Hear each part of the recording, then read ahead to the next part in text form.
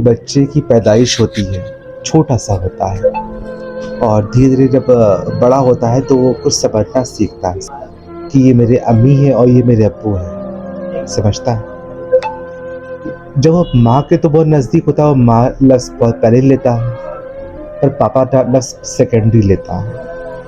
उसके बाद धीरे धीरे वक्त बीतता रहता है, वो बाप उसे घुमाते बहुत है बच्चे को, माँ घर पे रखते हैं।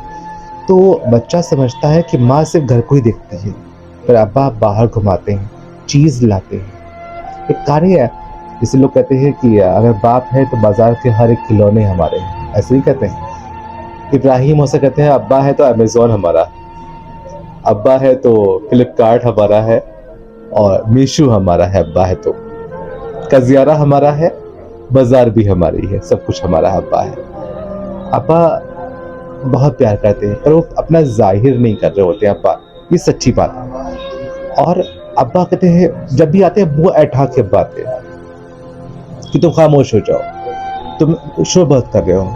पर अम्मा ऐसा नहीं बिहेव कर रही होती है, पर अब्बा हमेशा और उस नाम से डराए भी जाते हैं। सपोज देन स्कूल नहीं गए, अगर तुम स्कूल नहीं जाओगे तो अब्बू शिकायत कर देंगे, कहते नहीं है अम्मी शिकायत नहीं करते हैं, अब्बू शिकायत करेंगे क्योंकि अब्बू खफा हो जाते हैं।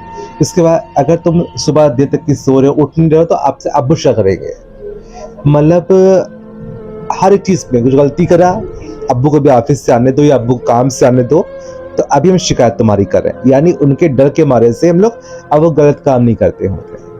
तो एक ऐसा इंसान जो पैदा होते ही जिससे डराया जाता है, मान ली डरा ही कहेंगे इसको, या जिससे हम डरते हैं रियल में, फिर जो समझदार होते हैं उनकी रेस्पेक्ट भी करते हैं, वो डर नहीं होता, फिर रेस्पेक्ट होता है। तो पैदा होते ही जिससे डराया गया, फिर जब समझदार हुए उनकी रेस्पेक्ट करी, इस बीच में जब हम समझदार होते हैं उस बीच में मेरा बाप मुझसे हाथों से निकल जाता है, ख़त्म हो जाता है। जब ख़त्म हो जाता है हम समझदार हो चुके होते हैं, तो अगर अब हम देर तक की सो रहे होते हैं तो लग रहा होता है कि अब्बू अभी उठेंगे और हमें डांट देंगे। अगर आप कोई गलती करते हैं, अगर बाहर देर तक घूम रहे हैं स्कूटी से या कार से, तो घर जाएंगे ना तो अभी अब्बू खफा हो जाएंगे। 11 बज गया है, अब्बू खफा हो जाएंगे। यानी वो लगातार, क्योंकि उसको एक्सेप्ट नहीं। जैसे मैं सरवत खान, हमने महीनों, तुमने मुझसे भी जैसे पूछा कि आपने शुरुआत में कैसा फील किया, अल्लाह सुन रहा है कि मैंने महीनों ये रियलाइज ही नहीं कर पाया कि अब्बू हमसे ख़त्म हो गए। एहसास ही नहीं हो पा रहा था कि वो मेरे साथ में ही अब्बू हमारे हैं, और महीनों ये एहसास नहीं हुआ ख़त्म हो गए वो अब्बू हमारे। क्योंकि अभी भी अगर देर तक ही सो गए, 7 बज गया, तो सोचा अब तो डांट पड़ेगी और आँख खुलती थी कि अब्बू डांट ना दे, लेकिन फिर एहसास हुआ अब्बू दुनिया में नहीं है। मतलब एक डांटने वाला ही ख़त्म हो गया। और वो डांटता क्यों था? वो मेरे भले के लिए डांटता था। तो जो तुम मुझसे कह रही थी अभी जस्ट कि कैसा, मैंने मतलब महीनों एक्सेप्ट करा यही चीज़ का कि मेरा अब्बा ख़त्म नहीं हुआ।